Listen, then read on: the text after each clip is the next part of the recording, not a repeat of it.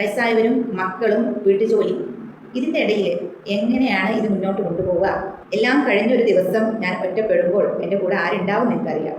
ഇനി ഒരു സമയം കഴിഞ്ഞാൽ നമ്മുടെ ഈ നടക്കാതെ പോയ ആഗ്രഹങ്ങളൊക്കെ അവർ നടത്തി തരുന്നു, ആർക്കെങ്കിലും വല്ല ഉറപ്പുണ്ടോ? നമ്മൾ നമുക്ക് വേണ്ടിയിട്ട് കുറച്ച് സമയം മാറ്റി വെക്കണ്ടേ?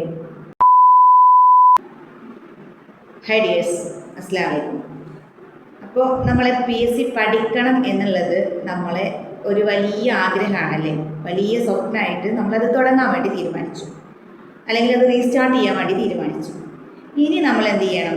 നമുക്ക് ഇത്രയും കാലം നമ്മൾ പഠിച്ചല്ലോ, അപ്പോൾ നമുക്ക് പഠനം വഴിയിൽ ബ്ലോക്ക് ആവുക, അതല്ലെങ്കിൽ പഠിക്കാൻ ടൈം കിട്ടുന്നില്ല, ഇങ്ങനെയൊക്കെയായിരുന്നു നമ്മൾ സംസാരിച്ചുകൊണ്ടിരുന്നത്. അപ്പോൾ ഇനി നമ്മൾ എന്ത് ചെയ്യണം? എന്തുകൊണ്ടാണ് നമുക്ക് പഠിക്കാൻ കഴിയാത്തത്? അത് നമ്മൾ ഫസ്റ്റ് മനസ്സിലാക്കുക. എന്തൊക്കെ ബുദ്ധിമുട്ട് നമ്മുടെ ജീവിതത്തിലുണ്ട്, നമ്മുടെ ജീവിതത്തിൽ നമ്മൾ എന്തൊക്കെ ചെയ്യേണ്ടതുണ്ട്, ഇങ്ങനെയുള്ള കാര്യങ്ങൾ നമ്മൾ ഫസ്റ്റ് അനലൈസ് ചെയ്യണം. അതിനായിട്ട് ഞാൻ ഫസ്റ്റ് മനസ്സിലാക്കുന്നത് എൻ്റെ ഫാമിലിയെ കുറിച്ചാണ് കേട്ടോ. എനിക്ക് 4 മക്കളാണുള്ളത്. ഉപ്പയും ഉമ്മയും വയസ്സായവരാണ്. ഇതാണ് എൻ്റെ ഫാമിലി. ഹസ്ബൻഡും ഉണ്ട്. 4 മക്കളിൽ മൂത്ത മോള് 8th സ്റ്റാൻഡേർഡിലാണ് പഠിക്കുന്നത്. താഴെ മോനാണ്, അവൻ 6th-ലാണ്. അതിൻ്റെ താഴെ ഒരു മോനുണ്ട്, അവൻ 2nd സ്റ്റാൻഡേർഡിൽ പഠിക്കണം. ചെറിയ കുട്ടിക്ക് ഇപ്പോൾ 7 മാസം പ്രായമായിട്ടുള്ളൂ. വീട്ടിൽ പ്രായമായ ഉമ്മയുണ്ട്, ഉപ്പയുണ്ട്, ഹസ്ബൻഡുണ്ട്. ഉമ്മാൻ്റെയും ഉപ്പാൻ്റെയും കാര്യങ്ങൾ നോക്കുക എന്നുള്ളത് അത് എൻ്റെ മാത്രം ഉത്തരവാദിത്തമാണ്. വേറെ ആരുമില്ല, അതുകൊണ്ടാണ് എൻ്റെ മാത്രം ഉത്തരവാദിത്തമാണ് പറഞ്ഞത്. ഞാൻ തന്നെയുള്ളവരെ നോക്കാനുള്ളത്.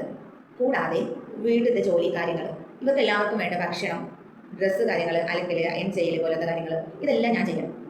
പിന്നെ വയസ്സായവർ, ഉമ്മ സ്ട്രോക്ക് വന്ന് കിടപ്പിലാണ്, അവർക്കുള്ള ഫുഡ് കാര്യങ്ങൾ റെഡിയാക്കണം. ഉപ്പ യൂറിനറി ഇൻഫെക്ഷൻ കാരണം കുറച്ച് നാളായിട്ട് ട്യൂബ് ഇട്ടിട്ടാണ്, വയസ്സായതാണ്. അപ്പോൾ മൊത്തത്തിൽ ട്യൂബ് ഇട്ടുകൊണ്ടാണ് അവരിക്കുന്നത്. അതുകൊണ്ട് അവർക്കുള്ള കാര്യങ്ങൾ എല്ലാം നോക്കുക എന്നുള്ളത് നമ്മുടെ ഉത്തരവാദിത്തമാണ്. ഇതിൻ്റെ ഇടയിൽ വയസ്സായവരും മക്കളും വീട്ടുജോലി, ഇതിൻ്റെ ഇടയിൽ എങ്ങനെയാണ് ഇത് മുന്നോട്ട് കൊണ്ടുപോവുക എന്നുള്ളത് എന്നെ സംബന്ധിച്ച് ഭയങ്കര ടാസ്ക്കാണ്. അപ്പോൾ ഞാൻ വിചാരിച്ചു, ഞാൻ ഈ പഠനം ഉപേക്ഷിച്ചാലോ? എനിക്ക് ആവശ്യത്തിലധികം ഒരു ദിവസം തികയാത്ത അവസ്ഥ നിലവിൽ ഇപ്പോൾ തന്നെ ഉണ്ട്. അപ്പോൾ ഇത് ഉപേക്ഷിച്ചു.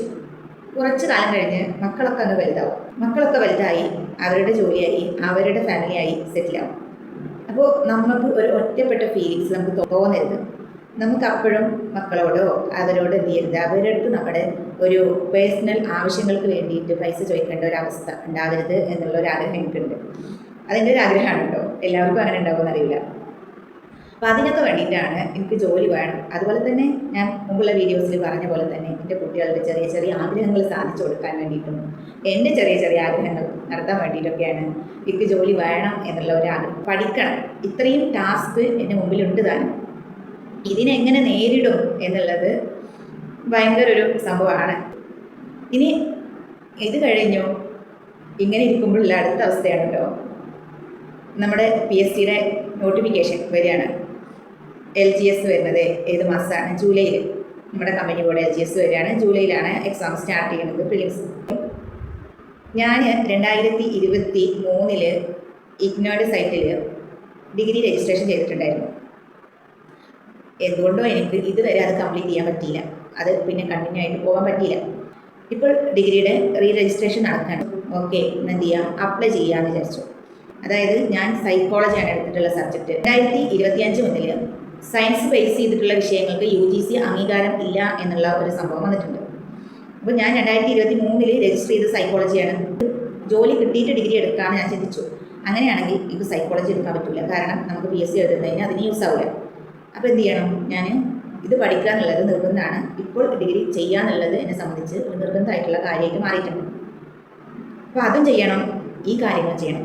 ഇനി അതിന് വലിയ രസം, അതിൻ്റെ എക്സാം വരുന്നതും ജൂലൈ മാസത്തിൽ തന്നെയാണ് കേട്ടോ.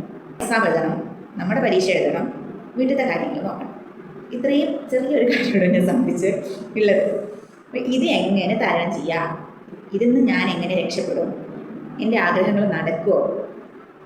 ഇത്രയും കാര്യങ്ങളാണ് എൻ്റെ ഒരു പേഴ്സണൽ അനലൈസ് ഞാൻ ചെയ്ത് മനസ്സിലാക്കിയത്. എനിക്ക് പഠിക്കുക എന്നുള്ള കാര്യങ്ങളൊക്കെ എൻ്റെ പേഴ്സണൽ ചോയ്സാണ് കേട്ടോ. അത് ഞാൻ ചെയ്യാതിരിക്കുക, വീട്ടിലത്തെ കാര്യങ്ങൾ മാത്രം നോക്കിയിരിക്കുക, വീട്ടുകാര്യങ്ങൾ മാത്രം നോക്കാം, മക്കളെ മാത്രം നോക്കാം, ഹസ്ബൻഡിനെ മാത്രം നോക്കാം. എല്ലാം കഴിഞ്ഞൊരു ദിവസം ഞാൻ ഒറ്റപ്പെടുമ്പോൾ എൻ്റെ കൂടെ ആരുണ്ടാവും എന്ന് എനിക്കറിയില്ല. അപ്പോൾ അപ്പോഴേക്കും ചെറിയൊരു വിദ്യാഭ്യാസം അല്ലെങ്കിൽ നമുക്ക് സ്വന്തമായിട്ട് ഏണിങ്സ് ഉണ്ടാക്കുന്ന എന്തെങ്കിലും ഒരു ചോയ്സ് നമ്മളെ മുമ്പിൽ വേണം എന്നുള്ളത് എൻ്റെ ഒരു ആഗ്രഹമാണ്. അതായത് നമ്മുടെ കണ്ണിൻ്റെ മുമ്പിൽ നമ്മൾ പലരും ഒരു സമയം കഴിഞ്ഞാൽ മക്കൾക്ക് വേണ്ടി കഷ്ടപ്പെട്ട്, ഭർത്താവിന് വേണ്ടി കഷ്ടപ്പെട്ട്, ഫാമിലിക്ക് വേണ്ടി ബുദ്ധിമുട്ടി അവസാനം ഒരു 40-45 വയസ്സാവുന്ന സമയത്ത് ഇവരൊക്കെ ഒറ്റപ്പെടുന്നത് കണ്ടിട്ടുണ്ട് പല വീടുകളിലും. നമ്മളിപ്പോഴും ഇവർക്കൊക്കെ വേണ്ടി ഓടിക്കൊണ്ടിരിക്കണം. പക്ഷേ ഒരു സമയം കഴിഞ്ഞാൽ ഇവർക്ക് നമ്മളെ ഇതുപോലെ നോക്കാൻ കഴിയുമെന്നോ, അല്ലെങ്കിൽ നമ്മുടെ ആഗ്രഹങ്ങൾ ഇപ്പോഴും പലതും മൂടി വെച്ചിട്ട് നമ്മൾ എന്ത് ചെയ്യാണ്, ഇവർക്ക് വേണ്ടി വർക്ക് ചെയ്യാണ്. ഇനി ഒരു സമയം കഴിഞ്ഞാൽ നമ്മുടെ ഈ നടക്കാതെ പോയ ആഗ്രഹങ്ങളൊക്കെ അവർ നടത്തി തരുമോ, ആർക്കെങ്കിലും വലിയ ഉറപ്പുണ്ടോ? അപ്പോൾ നമ്മൾ നമുക്ക് വേണ്ടി വർക്ക് ചെയ്യുന്നതല്ലേ കൂടുതൽ ബുദ്ധി. അതുകൊണ്ട് ഞാൻ ഒരിക്കലും പറയുന്നില്ല മക്കളെ നോക്കാതെ, വീട് നോക്കാതെ, ഫാമിലിനെ നോക്കാതെ, വയസ്സായവരെ നോക്കാതെ ഇതെല്ലാം സ്വന്തം കാര്യം നോക്കി ഇത് നേടിയെടുക്കണമെന്ന് ഞാൻ പറയുന്നില്ല. പക്ഷേ അതിൻ്റെ കൂടെ നമ്മൾ നമുക്ക് വേണ്ടിയിട്ട് കുറച്ച് സമയം മാറ്റി വെക്കണ്ടേ? വേണ്ടേ? നിങ്ങളിൽ പലർക്കും ഇതുപോലുള്ള, ഇത് എൻ്റെ ഇഷ്യൂസാണ് കേട്ടോ, നിങ്ങളിൽ പലർക്കും ഇതുപോലുള്ള വേറെ ഒരുപാട് ഇഷ്യൂസ് ഉണ്ടാവും. നമ്മളൊക്കെ മനുഷ്യന്മാരല്ലേ. അപ്പോൾ അതിൻ്റേതായിട്ടുള്ള ബുദ്ധിമുട്ട് ജീവിതത്തിലും എല്ലായിടത്തും ഉണ്ടായിരിക്കും. അപ്പോൾ നമ്മൾ എന്ത് ചെയ്യണം? നമ്മൾ നമുക്ക് വേണ്ടിയിട്ട് ടൈം മാറ്റി വെക്കണം, വെച്ചേ പറ്റൂ. അല്ലെങ്കിൽ ഒരു സമയത്ത് നമ്മൾ ഒറ്റപ്പെട്ടു പോകും. 100% എന്തുണ്ടാവുക, ഹാപ്പി ആയിട്ട് എല്ലാം തികഞ്ഞ് ജീവിക്കാൻ പറ്റുന്നവരുണ്ടായിരിക്കാം. എല്ലാവർക്കും അങ്ങനെ ആവണമെന്നില്ല. അപ്പം നമ്മുടെ പ്രായത്തിൽ നമുക്ക് കഴിയുമ്പോൾ നമ്മളെല്ലാം ചെയ്യുന്നുണ്ടല്ലോ, എല്ലാവരുടെ കാര്യം നോക്കുന്നുണ്ടല്ലോ. അപ്പം നമ്മൾ നമുക്ക് വേണ്ടിയിട്ട് ഡെയിലി 1 മണിക്കൂർ, നമ്മളിപ്പോൾ PSC പഠിക്കാൻ തുടങ്ങാൻ മാക്സിമം ടൈം നമ്മൾ അവരെ കാര്യം പെട്ടെന്ന് ചെയ്ത് ഇതിലേക്ക് തിരിയുക. ഒരു 6 മാസം നമുക്ക് വേണ്ടിയിട്ട് നമ്മളൊന്ന് എഫേർട്ട് ഇടുക. അതിന് വേണ്ടിയിട്ട് നമ്മൾ കുറച്ച് പരിശ്രമിക്കുക. അപ്പോൾ ഞാൻ എന്തായാലും ചെയ്യാൻ വേണ്ടി തീരുമാനിച്ചു. സക്സസ് ആവോ ഇല്ലേ എന്നൊന്നും എനിക്കറിയില്ല.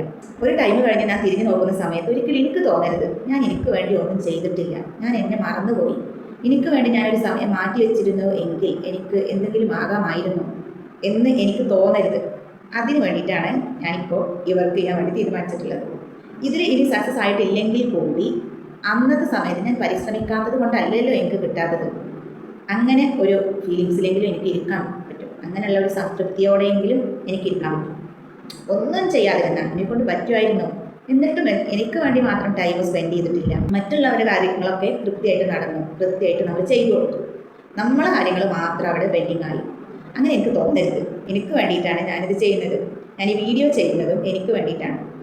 എനിക്കറിയാം നിങ്ങളും എന്നെപ്പോലെ തന്നെ ആയിരിക്കുമെന്ന്, നിങ്ങളുടെ മനസ്സും അതുപോലെ ആയിരിക്കുന്നു.